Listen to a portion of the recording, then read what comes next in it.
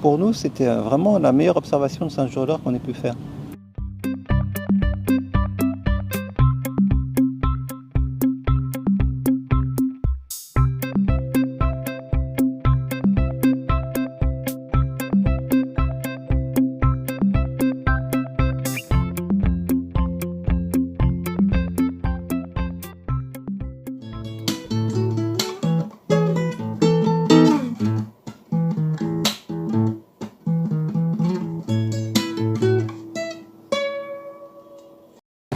Et en sortant, plutôt que d'aller directement se poser au camping, Manu voulait absolument qu'on se rapproche le plus près possible du volcan Ometepe.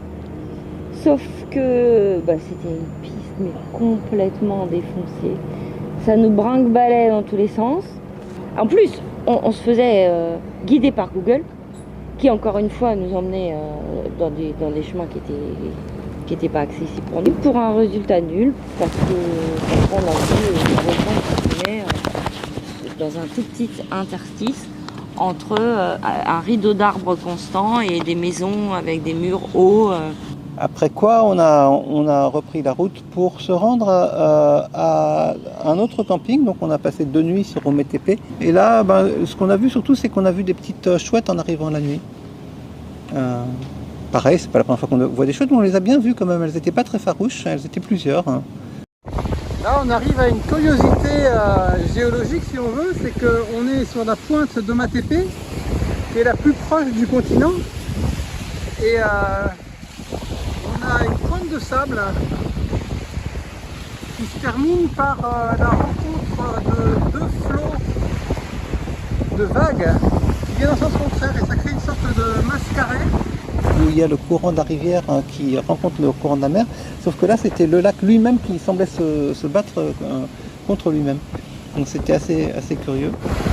Pendant que de l'autre côté on a le volcan qui sort lentement la tête des nuages, qui sera sans doute entièrement dégagé en milieu de journée. Les gars ont un savoir-faire de folie pour guider les véhicules sur le bac. Et quand on se gare vraiment au plus près du bord. Voilà l'exemple d'une façon dont on se met au maximum. Là, je peux pas sortir, hein. Ah, on oublie d'ouvrir les portières. On est touche-touche avec la corde. Après cette escale à Ometepe, on avait décidé d'aller voir la mer et donc on voulait se diriger vers l'océan Pacifique. On ne savait pas trop quelle plage viser. Alors il y a un endroit qui s'appelle San Juan del Sur qui était tout près d'ailleurs, parce que à cet endroit-là, entre la côte Pacifique et le lac, la bande de terre est étroite.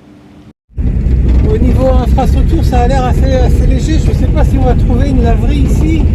Une laverie? Bah non.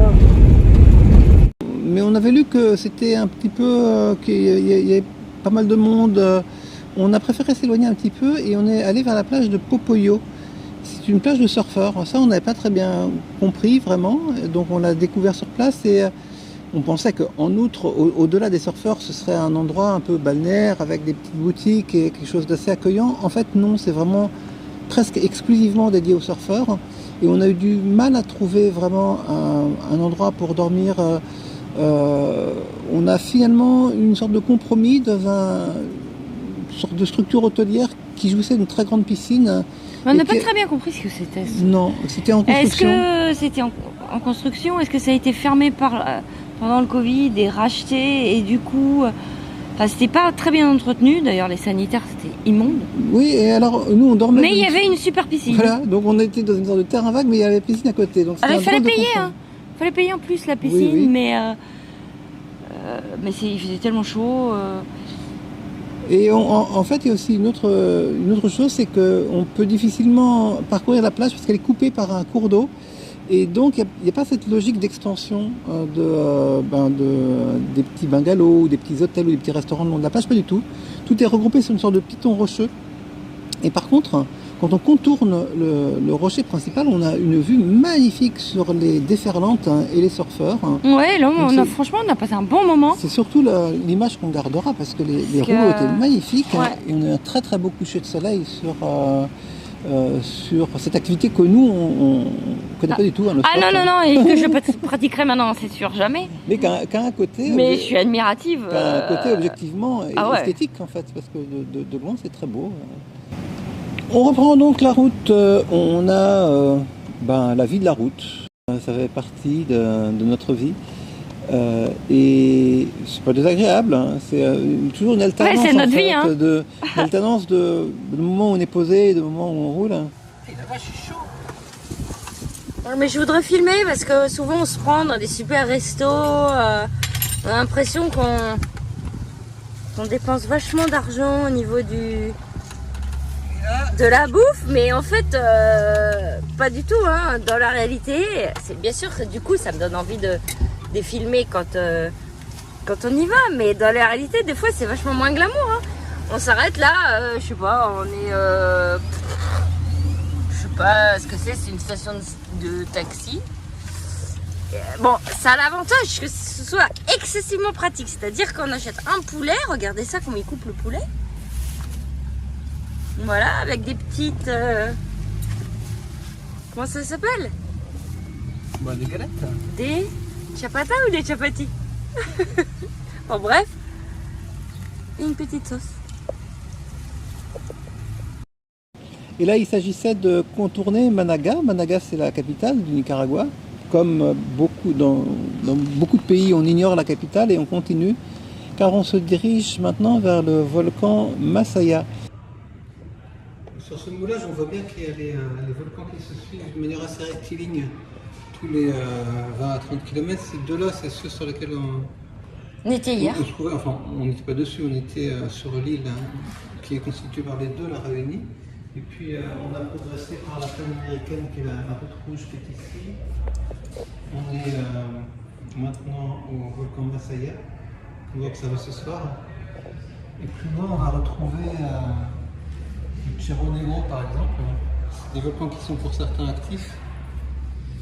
Pour certains, il y a tous les cratères qui sont visibles, comme ici, les petits cratères qui font Attends, je montre le Cerro Negro.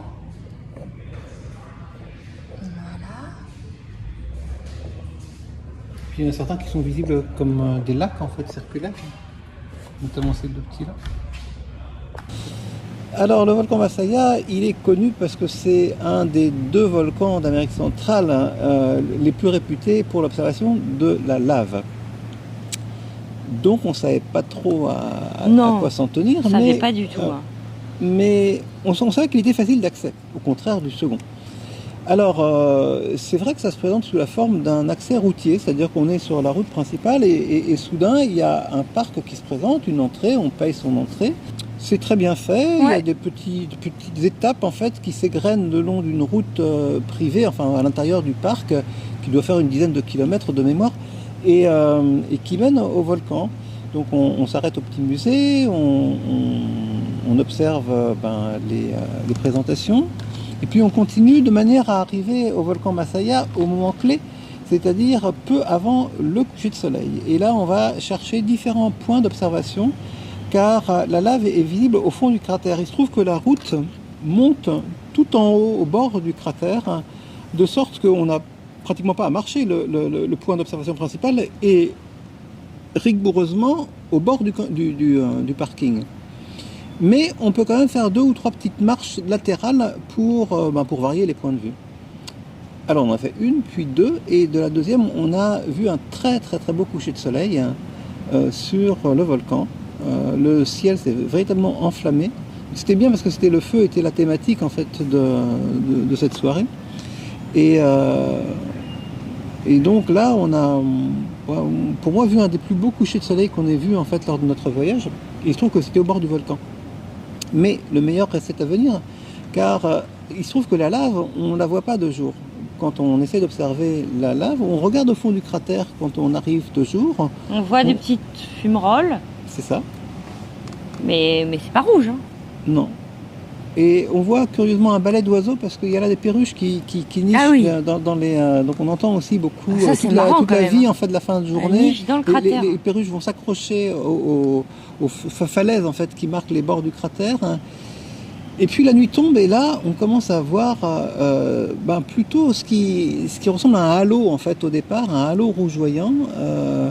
On voit comme si on voyait le cœur des enfers en fait. Moi j'en avais jamais vu. On voit une lueur en fait d'abord. Hyper impressionnant. Puis on s'approche et là on voit le lac de lave au fond. Alors ce lac de lave, on le voit bien et on le voit moins bien soudain parce qu'il y a des fumerolles qui se dégagent et qui cachent un petit peu.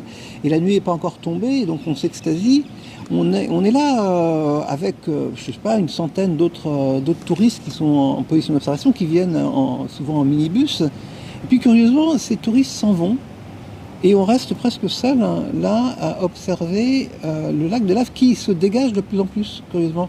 En fait, on regrette pour eux que les touristes soient partis avant le clou du spectacle.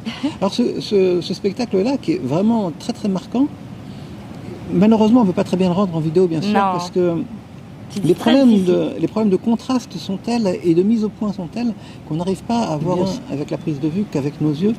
Mais en plus, moi j'avais mes jumelles. Donc je voyais très très bien et c'était impressionnant. Ça grondait, ça bouillonnait, c'était rouge, mais rouge flamboyant, puis jaune. Très très très très très beau. Très beau spectacle, on était vraiment ravis d'avoir pu en jouir et jusqu'au bout. Après il y a 1 heure de fermeture, donc on est parti et on a passé la nuit juste là à l'entrée du parc.